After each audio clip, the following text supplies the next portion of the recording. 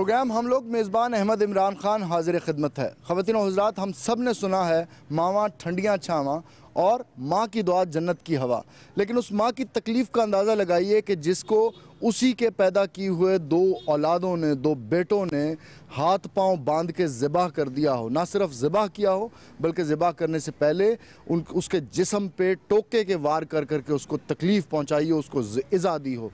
ये झोंपड़ी जो आप मेरे पीछे देख रहे हैं, इस झोंपड़ी में 10 और 11 की दरमियानी रात दो दरिंदा सिफ्त बेटों ने न सिर्फ अपने आप को जन्म देने वाली माँ को कत्ल किया, अपनी दो सौतीली बहनों को भी कत्ल कर दिया बदचलनी के शुबे में।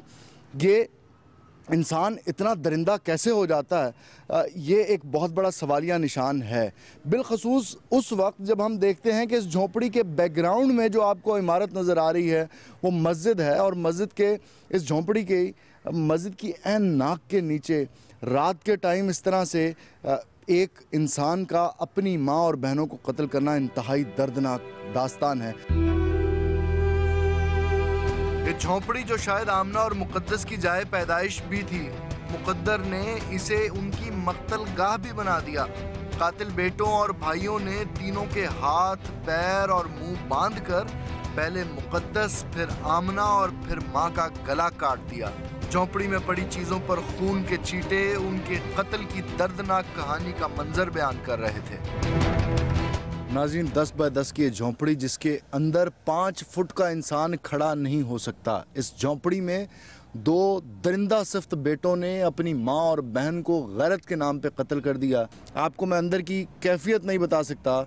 यहाँ पे खून की बदबू है और कपड़ा हमारे पास, ये वो कपड़े मौजूद हैं जो उन बदबख्तों की माँ के खून और बहनों के खून से रंगे हुए हैं। इसके अलावा पूरी झोंपड़ी के अंदर चीज़ों के ऊपर खून के छींटे पड़े हुए हैं। सोचिए, जहाँ पे इंसान कोई खड़ा नहीं हो पा रहा, वहाँ पे उन बदबख्तों ने अपनी बहनों और माँ को किस तरह से बांध के ज़िबा किया, सोते हुए किस तरह से उनके सर पे लाठियाँ मार मार के उन्हें ज़ख्मी किया होगा। ये है वो पर्स जो कि मुकद्दस और आमना के बचपन का शाहिद है, और उनके भाइयों ने अपनी जहालत की वजह से न सिर्फ अपनी बहनों को हमेशा के लिए मौत की नींद सुला दिया बल्कि अपनी पैदा करने वाली माँ तक को ना बख्शा। ये गहने जो अब आमना और मुकद्दस कभी ना पहन सकें, और इस तरह की बहुत सारी आमना और मुकद्दसें हैं जिनको हम इस तरह बेमौत मरने से बचा सकते हैं। अंदर की कैफियत आप अंदाज़ा नहीं कर सकते। जस्ट इमेजिन कि यहाँ पे 3 बिस्तर पड़े हुए हों और उन 3 बिस्तरों के ऊपर एक एक करके कोई शख्स अपनी ही माँ और बहनों को कत्ल करे, उनके हाथ पांव बांधे। ज़रा सोचिए उस माँ की तकलीफ़, उसकी अजियत का अंदाज़ा लगाने की कोशिश कीजिए कि जिसके हाथ पैर उसकी पैदा की हुई औलाद ने बांधे और उसके बाद उसको ज़ख्मी करके उसकी शहरग काट दी।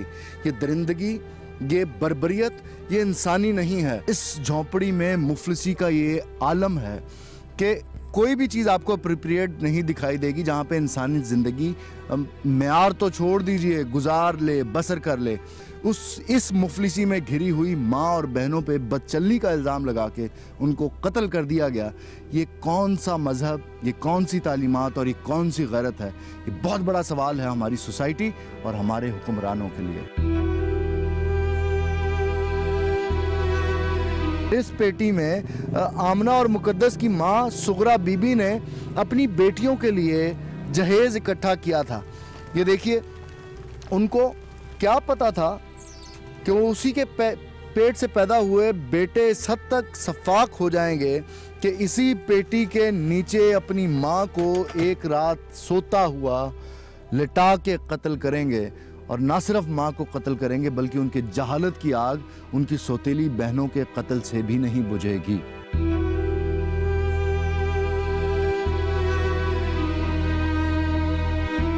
ये एक झूला जो इस गरीब ख़ानदान का ज़रिया मुआश भी यकीनन होगा, को इस झूले में आमना और मुकद्दस ने भी अपने बचपन में कुछ लम्हात गुजारे होंगे।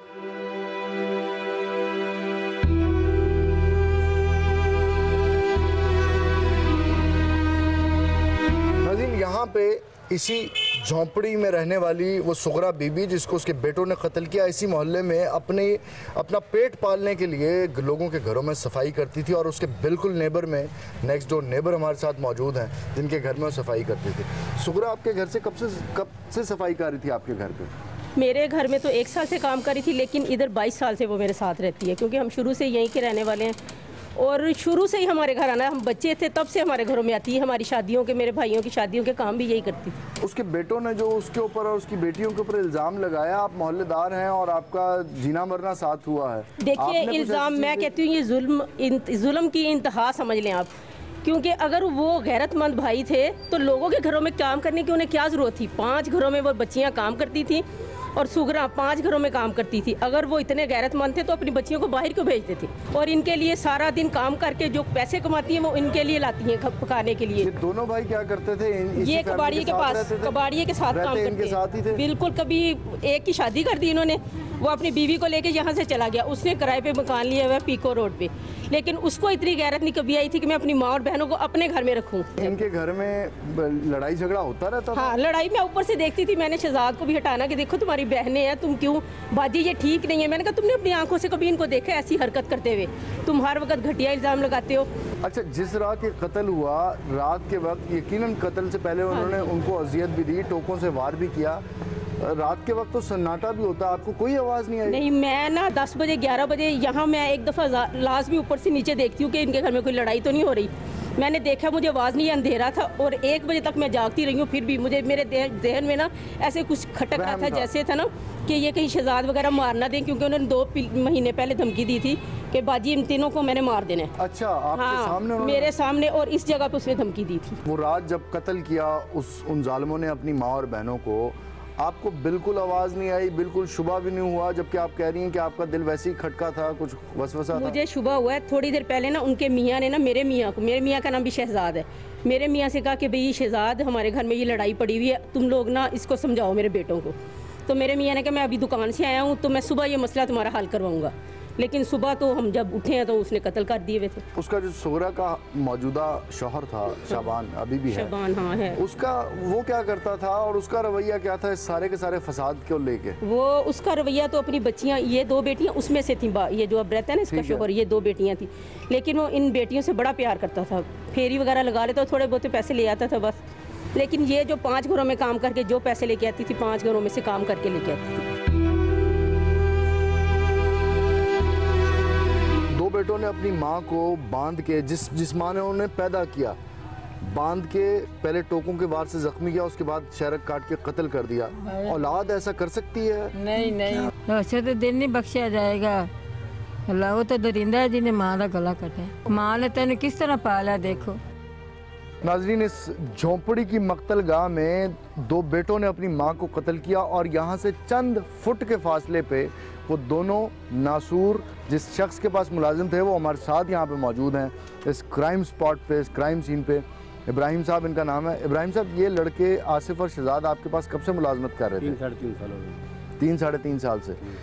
3 साढ़े 3 साल में आपने इनको कैसा पाया? किरदार कैसा था इनका? किरदार तो ठीक है, मजदूरी करते थे। एक इनकी बच्ची थी, वो उसका वो करैक्टर लूज था, उसकी वजह से ये अपनी माँ को भी समझाते रहे। तो उनके झगड़ा होता रहता था। एक दिन ऐसा हुआ कि 2-3 महीने, 1.5-2 महीने ना बाहर ही रहेंगे, इधर नहीं रही इस प्लाट में। वो मेरा परसों आई हैं। आपसे जिक्र करते थे, बात करते थे? यानी कि शोर चूर घर में बजता पता लग जाता था, तब लड़ाई झगड़ा तो पता लग जाता था। उसके बाद वो परसों आएंगे, परसों किस दिन वो कत्ल हुई रात को। तो रात को इन्होंने पता नहीं प्रोग्राम। तो जब वो 1.5 महीना गांव में रहीं, उस अर्सा 1.5 महीना इस झोंपड़ी में वो लड़के रहते रहे? लड़के रहते रहे? रहते इधर थे, वो रहते इधर थे, माँ और सौतेले बाप के पास। वो रात वो वापस आई तो उसी रात उन्होंने उनको कत्ल कर दिया। अच्छा, आपको लगता था कि ये लड़के इस हद तक जनून का शिकार हो जाएंगे कि अपनी माँ को कत्ल कर देंगे? सोच भी नहीं सकते थे, ये सोच भी नहीं सकते थे। किस तरह से? कहाँ पे डेड बॉडी कहाँ पड़ी? सामने ऐसे 1-2-3 करके पड़ी थी। उधर माँ थी, इधर बड़ी बच्ची थी, इधर छोटी बच्ची, साथ यहीं पे लिटा के उन्होंने गले काटे। तो उनके चेहरे के ऊपर कोई मलालत थी, कोई शर्मिंदगी? कोई चीज़ नहीं थी उसको। वो तो ऐसे जैसे हम कोई नेक काम करके हटे इसको। आपका नाम क्या है? हमीदा। हमीदा, आप इस सुगरा को कब से जानती थी? मेरी चाची है। आपकी चाची है? चाचा आपका क्या बताता था, खानदान के अंदर ये झगड़े फसाद इतने थे कि वो पागल बेटे कत्ल कर देंगे माँ को? हाँ जी, वो काफ़ी दिनों से बच्चियाँ बिल्कुल ठीक थी, बच्चियाँ बिल्कुल ठीक थी, तो वो बच्चे मते थे तो कहते असि थानू मार देना है। आमना और मुकद्दस इसी झोपड़ी में पैदा हुई थी? पैदा का मतलब इधर तो बहुत पुराने थे, इधर ही रहते थे। उन लड़कियों के अंदर जो भाई इल्जाम लगाता था को आपको वो अच्छा नहीं जानते थे, वो नहीं अच्छा जानते थे, सतेले थे ना, तभी इसलिए उन्होंने। वो लड़कियां कैसी थी? लड़कियां बिल्कुल ठीक थी, मिलाने में बिल्कुल ठीक थी, कोई उसमें गलत खराबी नहीं थी। मैं तो कहती हूँ उनको सजाए मौत है।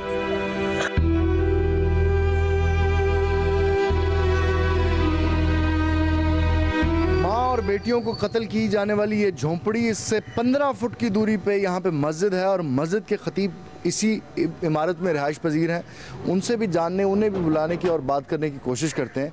अस्सलाम वालेकुम जी, आपका सिर्फ हमें 1-2 मिनट चाहिए। ये आपके बिल्कुल सामने झुग्गियों में कत्ल हुआ परसों रात, आपको इसके बारे में क्या मालूमात है? मुझे तो हमारे मुदर्रिस हैं, उन्होंने ख़बर दी कोई तकरीबन 8:15 साढ़े 8 बजे के करीब कि आपको ये हादसा मालूम है। तब जाकर पता चला कि हादसा तो यकीनन आपको पता लगा होगा, बदचलनी के इल्ज़ाम में 2 बेटों ने। हाँ, ये इल्ज़ाम लगाया, वल्लाहु आलम, ये तो अल्लाह ही जानता है। बाकी इस इल्ज़ाम के पीछे कितनी हकीकत है हमारी समझ से बाहर है। ज़ाहिर बच्चियाँ हमारे सामने, मुझे 7 साल हो गए इस जगह पे रहते हुए, मेरे सामने ही बड़ी हुई हैं। जो इतनी बड़ी बड़ी बच्चियाँ नहीं थी, आधी उम्र लगा लें तो 14 साल की होगी वो, और जब आया था मैं 7 साल की थी। तो ऐसी कोई बात मेरी समझ में नहीं आती। मस्जिद का मेंबर भी नाकाम नहीं हो गया? माशरा जिस हद तक कहतो-रजाली कैफियत में चला गया। देखिए जी, मिंबर और मेहराब से सदाएं गूंजती रहती हैं। सवाल ये है कि उन सदाओं पर कान कौन धरता है। ताली दोनों हाथों से बजती है, कहीं ना कहीं गफलत इधर भी है और कहीं ना कहीं सुस्ती और लापरवाही उधर भी है। इसीलिए ये हालात माशरे के ऐसे हुए हुए हैं। उनको उठा के जाके मैं खड़ा रहा हूँ, हमने उनको पहले बांधा है सबको। कितने बजे? 1 बजे। फिर हमने उन सबके मुंह बांध दिए, मुंह बांधने के बाद हमने उनको मारा। तुम्हारी शर्ट पे जो खून लगा हुआ है, जी, ये किसका खून है? ये उन्हीं का खून है।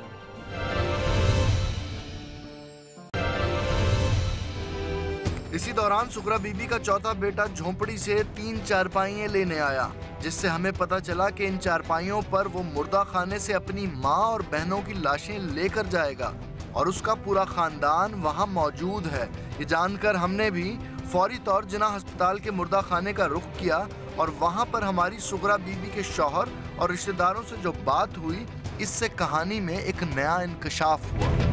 शाबान, सुगरा को क्यों कत्ल किया शहजाद ने और उसके दूसरे बेटे ने? अल्लाह जाने लालो की मुसीबत है थी, सारे तो होमनी बार्द हो गई है। जब तक उन्हें कत्ल किया तुम वहीं पे थे? नहीं, चलाते बार सट्या नहीं मन बान बुन के। हाँ। उत्तर रजाई देते नहीं दी। सुगरा, आमना और मुकद्दस सो रही थी जब उन्होंने कत्ल किया, क्या हुआ? सो रही रात 2 बजे। तुम क्या कर रहे थे? मैं वो यहाँ आए ने, मैं जाग पिया, मैं उठी दिया, उन्हें फाड़ के धप्पे 2 ठोके तो लम्बा 5 तक मुँह बंदा ने, हाथ बदे ने, लत्तां बदिए ने। और सुगरा कहाँ पे थी उस वक्त? वो नाल ही पई सी, वो भी करला उठी थी, बांधा हुआ था उन्हें बाद बंदे ने। वो सो रही थी उस वक्त? हाँ, वो सो रही थी ना, मैंने बांध के फिर उन्हें जाग आई भी क्यों रोला के पिया खड़ा है। हाँ। वो उठी जी है, वो आंदे वास्ता खुदा मैंने माफ़ कर दो, छड़ दो, तुहानू खुदा दा वास्ता है, तुहाडे प्यो दा वास्ता जी। वो सारे वास्ते पाप हो के ना, सारे वास वूस पा के ना उन्हें बांध लेना।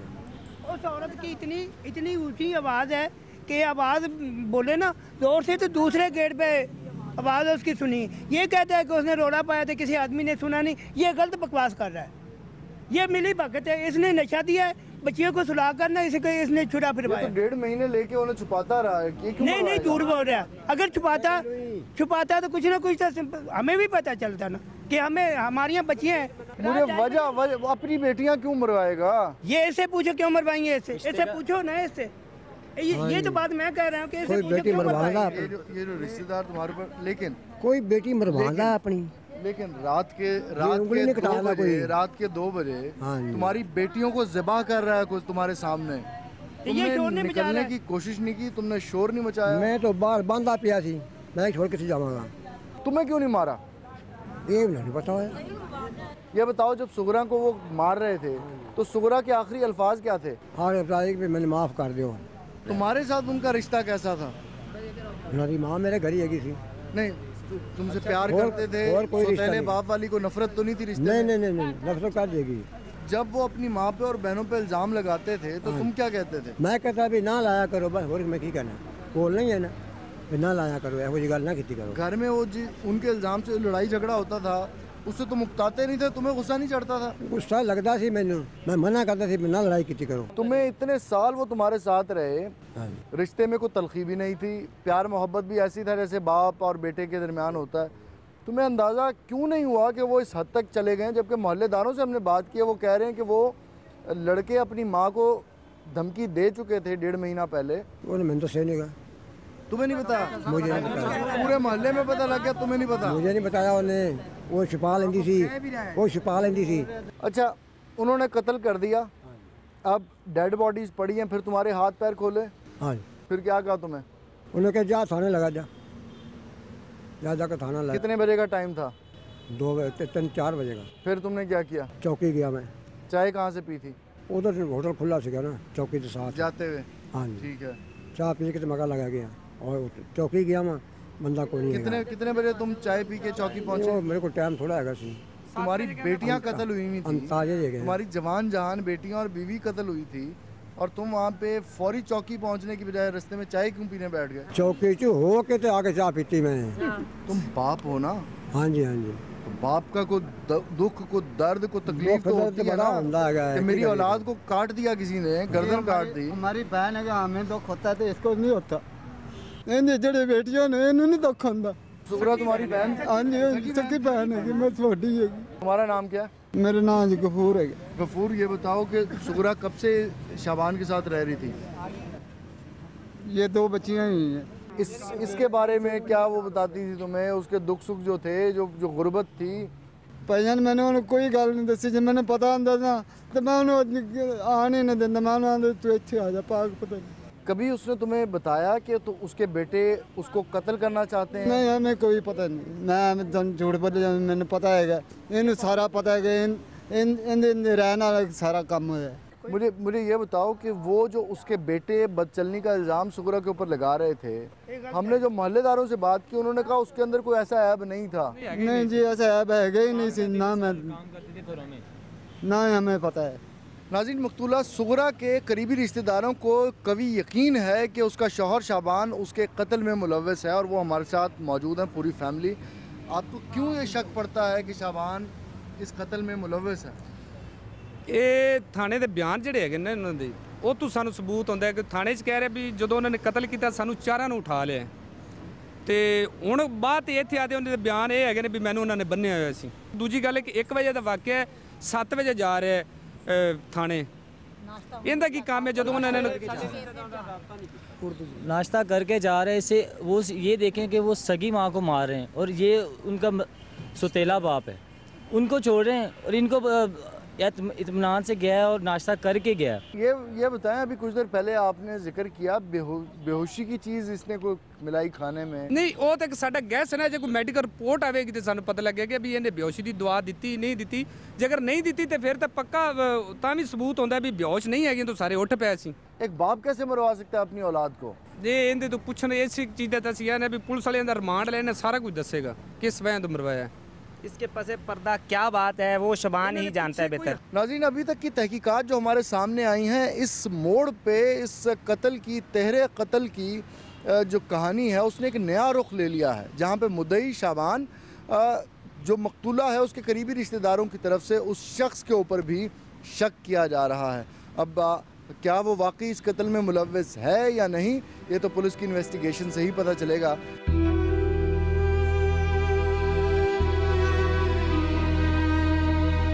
इस तरह के वाक़यात पाकिस्तान के अंदर अक्सर व बेशतर रूनुमा होते रहते हैं। इस सोच के को रोकने के लिए, इसको काउंटर करने के लिए, इसके तदारुक के लिए हमें क्या क्या इक़दामात उठाने होंगे, ये जानने के लिए हम मौजूद हैं इस वक्त ह्यूमन राइट एक्टिविस्ट और वर्किंग जर्नलिस्ट महमल सरफराज के साथ उनके ऑफिस में। महमल, आपका बहुत शुक्रिया, आपने अपने वक्त में से टाइम निकाला। आपने भी ये ख़बर अखबारात में पढ़ ली होगी, टेलीविज़न चैनल्स पे देख ली होगी। महमल, ये कौन सी सोच है कि एक दो बेटों ने, जिस माँ ने उन्हें पैदा किया, गैरत के नाम पे उस माँ को और बहनों को कत्ल कर दिया?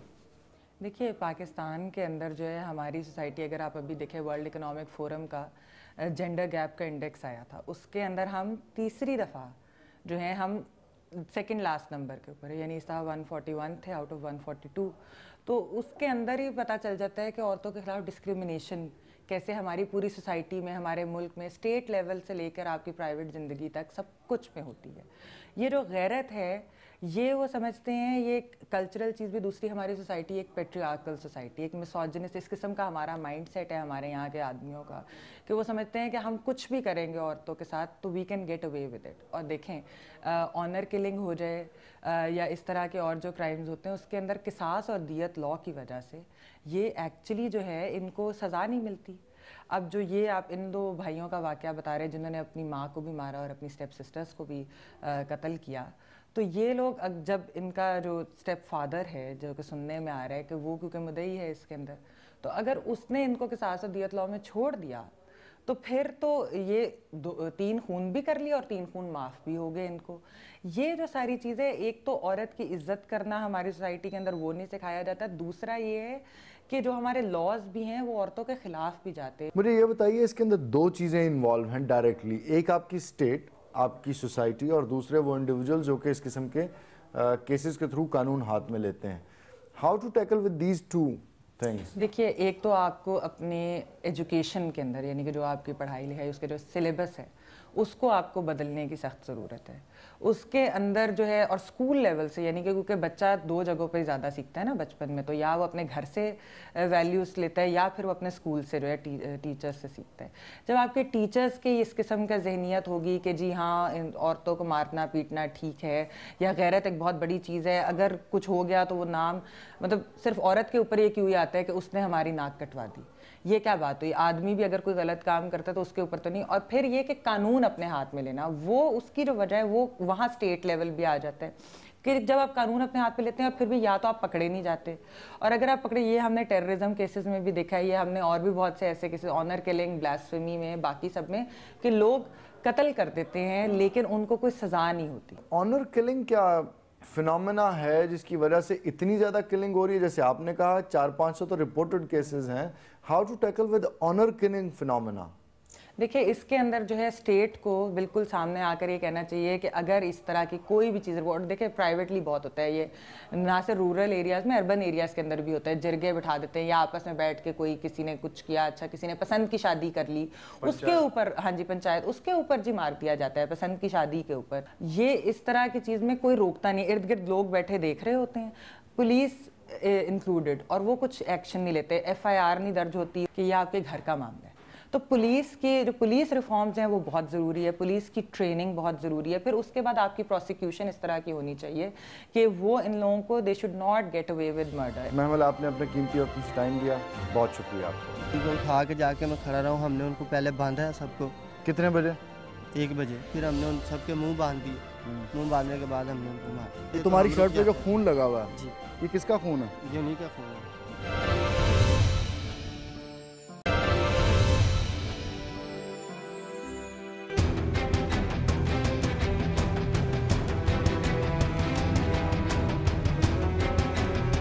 शहजाद, ये कत्ल माँ का और बहनों का क्यों किया तुमने? गैरत की वजह से मजबूर हो, अपनी इज्जत और गैरत की वजह से मजबूर हो किया। इज्जत और गैरत की वजह से? वो कौन सी चीज़ थी जिसने तुम्हें मजबूर किया? कि तुम्हारे पास सबूत थे? वो गलत करते थे, हमने 2-3 मरतबा उनको रंगे हाथों पकड़ा है और हम लोगों ने उन्हें मना किया, उन लोगों ने हमारी बात नहीं सुनी। फिर अपनी माँ को भी? जी, सबको। अपनी माँ को रंगे हाथों कब पकड़ा? कि उनके साथ ही, वो बच्ची बड़ी जो थी उनके साथ ही पकड़ा था, लेकिन उन लोगों को समझाने की कोशिश की, उन लोगों की नहीं समझ में आई, फिर हमने मजबूरन ये कदम उठाया, वरना हमें शौक़ नहीं था हम ऐसा करते। तुम कब से उन्हें समझाने की कोशिश? 6-7 माह से मैं समझा रहा था, जब से मैं ये कबाड़िए के पास काम पे है। ठीक है जी। और ये आइडिया किसका था कि उन्हें अब कत्ल कर देना चाहिए? मेरा अपना आइडिया था। तुमने कैसे आसिफ को साथ में लाया? जी। आसिफ, क्या शहजाद ने तुमसे क्या आइडिया, क्या उसने तुम्हें बताया कि किस तरह कत्ल करेंगे और कब कत्ल करेंगे? आइडिया जैसे वो रात को आए हैं उसी टाइम 2 घंटे में आइडिया बनाया, बना के कत्ल कर दिया बस। गैरत के नाम पे जी हाँ, को शर्मिंदगी को तुम्हें नहीं, मलाल कोई नहीं है? शर्मिंदगी नहीं है, क्योंकि हमने कौन सा कोई गलत काम किया है या बुरा काम किया है? गलत काम नहीं किया। नहीं किया। हुआ क्या था, वो गई हुई थी 1.5 महीना, वो तुम्हारे खौफ से कहीं गांव में गई ऐसा हुई हुआ थी? था कि वो एक मरतबा जब मैंने उन लोगों को पकड़ा था ना, तो मैंने उनको शाम को, मैं उस वक्त काम कर रहा था, मुझे पता चला और मैंने उन लोगों को रंगे हाथ पकड़ा। मैंने उन लोगों को समझाने की कोशिश की। मैंने कहा कि जब मैं शाम को छुट्टी करके आऊँगा ना, आप लोगों ने कहीं भी जाना नहीं मेरी बात सुने बगैर। और वो लोग बगैर हमें बताए, बगैर किसी बात की, वो घर से तीनों भाग गए थे। अच्छा, माँ और मेरी तुम्हारे बाप को, जो सौतेले बाप को पता था जो कहाँ भागे? जी, और मैंने उनसे पूछने की कोशिश की कि मैंने कहा वो किधर गए, उसने मुझे ये कहा कि मुझे नहीं पता वो किधर गए और ना ही मुझे बता के गए, क्योंकि वो पहले से ही हमें कोई भी बात ऐसी बताते नहीं थे। और वो 1 महीने के बाद वापस आए। जब वापस आए तो हमें किसी ने कोई ना कोई ऐसी बात की जिसकी वजह से हमें गुस्सा आया और हमने ये कदम उठा लिया। किसी की बात पे गुस्सा आया? किसी ने हमसे कोई बात की थी ना, मतलब दोस्तों में से या किसी ऐसे आदमी ने हमसे कहा है कि वो देखो कि आपकी माएँ बहनें हैं, वो क्या गुल खिला रही हैं और आप लोग जवान जानो, आप लोगों को शर्म नहीं आती। आप फिर भी पास रह गए, फिर भी उन्हें तुम्हें शर्म आई? हमें गुस्सा आया, हमने जो कदम हमसे हुआ जो वो हमने कर दी। 10 और 11 की दरमियानी रात सुबह करीबन कितने बजे तुमने कत्ल किया? कैसे मंसूबा, जरा पूरा की पूरी वो 4 बजे आए थे, वो बताओ। 3:30-4 बजे आए हैं वो। ठीक है, गांव से? पता नहीं कहाँ से आए हैं, ये नहीं हमें पता। उनके हमारे सौतेले बाप को पता था? जी, वो 3:30-4 बजे आए हैं और इतने में हमने रात को 9 बजे तक ये प्लान बनाया और रात को 9 बजे हमने दुकान बंद किया, होटल पे गए, वहाँ खाना खुना खाया और जिस चीज़ के साथ हमने कहा वो औजार अपने लिए पकड़ दें, पकड़ के उसके बाद हमने आके उनका 1 बजे तक वेट किया है रात को कि दुनिया वाले जो हमारे आसपास के लोग हैं वो रिलैक्स। और वो क्या कर रही थी उस वक्त? वो सो रहे थे। वो कितने बजे सोई हैं? वो तकरीबन यही 10 बजे, 9 बजे, 9:30 बजे सो गए थे। 10 बजे तो उनको खाने में कोई नशावर चीज़? नहीं, कोई चीज़ नहीं ऐसी थी, हमने किसी किस्म की कुछ भी नहीं कहा उनको। सिर्फ यही है कि उनको उठा के जाके मैं खड़ा रहा हूँ। हमने उनको पहले बांधा है सबको। कितने बजे? 1 बजे। और तीनों को बांध दिया? जी, चारों को। ठीक है। वो जो उनका मेरा सौतेला बाप था, पहले तुमने किसको बांधा? अपने सौतेले बाप को। पहले बाप को बांधा? जी। तो बाप ने तो शोर वगैरह नहीं मचाया कि क्या कर रहे हो? हमने उसे धमकाया था कि अगर तुम ऐसा शोर करोगे या कोई बात करोगे तो हम तुम्हें मार डालेंगे। इसकी वजह से वो दबाव में आके वो चुप हो गया। फिर हमने उन सबके मुंह बांध दिए। मुंह बांधने के बाद हमने उनको मार दिया। कैसे मारा? पहले बाप को बांधा, फिर माँ को बांधा? जी, और उसके बाद दोनों बहनों को बांधा। बांधा कैसे? वहीं पे लेटे या चारपाई पे बांध दिया? नहीं, वहीं पे ज़मीन पे लेटे हुए थे, वहीं पर बांधा। ज़मीन पे लेटे हुए, हाथ पैर बांध दिए? और फिर क्या टोके से मारा उनको, डंडे से मारा, सर टोके से मारा? गोश्त बनाने वाला से। गोश्त बनाने वाले टोके से मारा?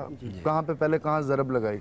गर्दन पे, बस और कहीं नहीं हमने मारा उनको। गर्दन पे। और किसने छुरी, ये टोका किसने चलाया? पहले मैंने चलाया, उसके बाद भाई ने चलाया। तुमने पहले किसको कत्ल किया? छोटी को। जी। और फिर किसकी बारी आई? मैंने उससे बड़ी बहन को किया और फिर अपनी मामा को मारा। फिर अपनी माँ को मारा।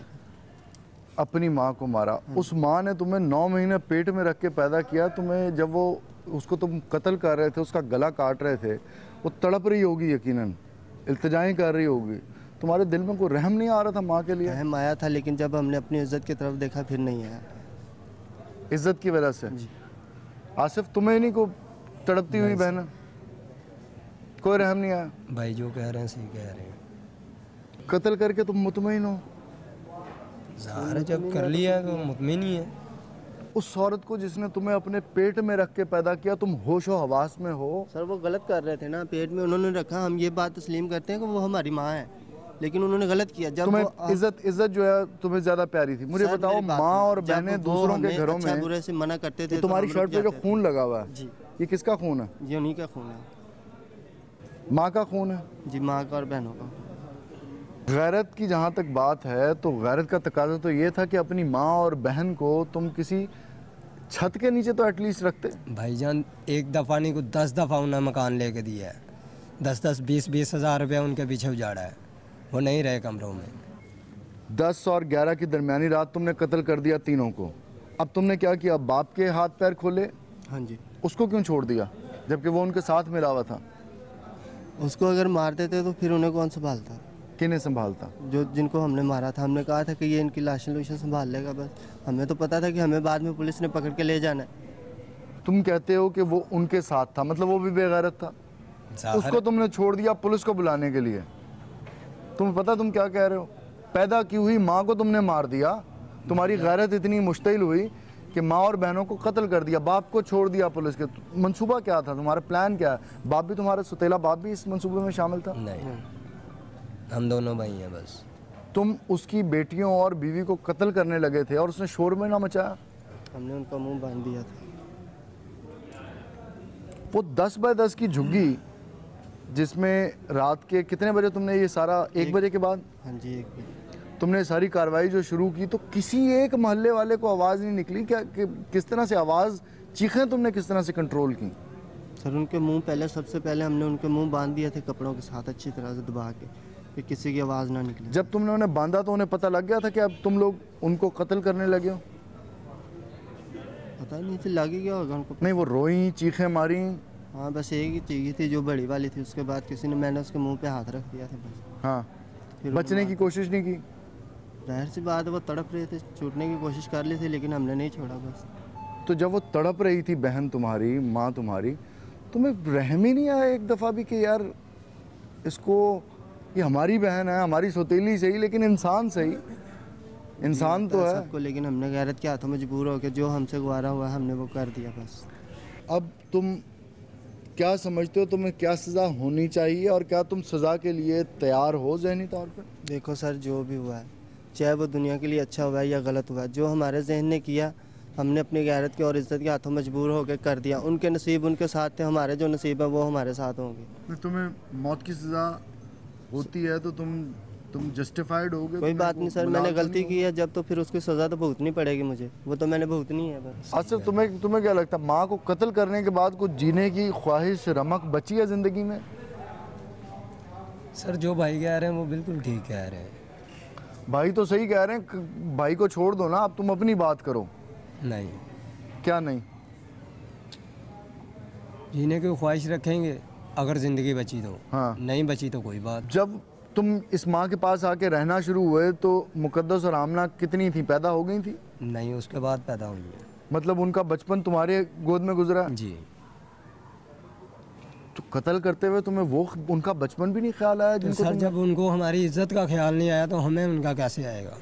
बात तो ये है ना, जब आप हमारे बारे में नहीं सोचेंगे तो हम आपके बारे में कैसे सोच सकते हैं? जुल्फ़कार चीमा साहब हमारे साथ मौजूद हैं, जो इन्वेस्टिगेशन ऑफिसर हैं और इस केस को इब्तदाई मरहले से लेके चल रहे हैं। जुल्फ़कार साहब, अभी तक क्या डेवलपमेंट हुई है इस केस में? अभी तो इनका कल गिरफ्तारी डाली है, ये मौके पे पकड़े गए थे, पकड़ने के बाद इनकी इंटरोगेशन की है। आज इनका रिमांड लेके आए हैं अदालत से 3 दिन के लिए, असल हक़ाइक़ का पता चल सके कि असल मामला क्या है। ये मुल्ज़मान तो गैरत की बात ही करते हैं, तो इसीलिए आज इसका रिमांड लेके आए अदालत से 2 दिन का। अच्छा, इन्होंने आला कत्ल भी जो है वो भी इन्होंने सबमिट करवा दिया है, एतराफ़ जुर्म भी कर लिया है। अब इस केस के अंदर कोई बैरियर है जो जस्टिस को रोके या उसको मुतासिर करे? इस चीज़ को देखा जाए तो फिर तो क्लियर काट है कि ये मौके पे पकड़े गए हैं, आला कत्ल भी इनसे बरामद हुआ है, इनके हाथों से पुलिस ने पकड़ा है, कब्ज़े में लिया है, और गवाहान जो है उनकी मौजूदगी में ये आला कत्ल इन्होंने पुलिस को दिया है, प्राइवेट गवाहान भी उसी में हैं। तो इससे बड़ी तो एविडेंस कोई नहीं है कि इनको। तो मैं ज़रा इससे पूछ, आसिफ आला कत्ल तुम कहाँ से लेके आए थे? मार्केट में से लिया था। कब ख़रीदा था? उसी रात। उसी रात? और कितने का? तकरीबन ये 250 पौने 300। चीमा साहब ये बताइए कि इस तरह के केसेस जिनमें ऑनर किलिंग में आके ख़ुद मुलजिम एतराफ़ जुर्म भी कर लेता है, किस हद तक सज़ाई याफ्ता लोग हैं और कितनों को सज़ा हो चुकी है? इसमें एक चीज़ ये बड़ी इम्पॉर्टेंट है कि जो इस ऐसे मुकदमात में मदई होते हैं ना, वो इनके जो होते हैं मकतूल हैं उनके अपने ही होते हैं, एक सेटलमेंट हो जाती है, सुलह कर लेते हैं। अगर वो स्टैंड करे तो पुलिस की तरफ से तो इन्वेस्टिगेशन बिल्कुल ठीक होती है, तमाम एविडेंस रिकॉर्ड पे लाई जाती है और इस तरह के बंदे चलान करने में पुलिस तो कोई कसर नहीं छोड़ती। शहजाद और आसिफ, ये बताओ कि मज़हब भी कहता है, कुरान में अल्लाह ने कहा है जिसने एक इंसान को मारा उसने पूरी इंसानियत को कत्ल किया। कानून भी कहता है कि अगर किसी ने किसी इंसान को कत्ल किया है तो उसको भी बदले में कत्ल किया जाना चाहिए, उसको भी मार दिया जाना चाहिए। अगर तुम इतने गैरतमंद हो, अपने गले क्यों नहीं काटे? अपने गले सर कौन काटता है? माशरे में इस हद तक इनटॉलरेंस के गैरत के नाम पे अपनी ही माँ और बहनों को कत्ल कर दिया। ये दो नौजवान जो कि गैरत का बार बार जिक्र कर रहे हैं, जब इनसे पूछा कि तुमने अपनी जान क्यों नहीं ली, अपना गला क्यों नहीं काटा, तो आगे से बहुत मासूमियत से उन्होंने कहा अपना गला कौन काटता है। ये कैफियत क्या है, इनको सज़ा तक पहुंचाने के अलावा रियासत को इस मर्ज़ को डिटेक्ट करने की भी ज़रूरत है कि वो कौन से मुहर्रिकात हैं कि जिसकी वजह से इंसान, हज़रत इंसान इस हद दर्जे जहालत का मुजाहरा करने पे मजबूर है।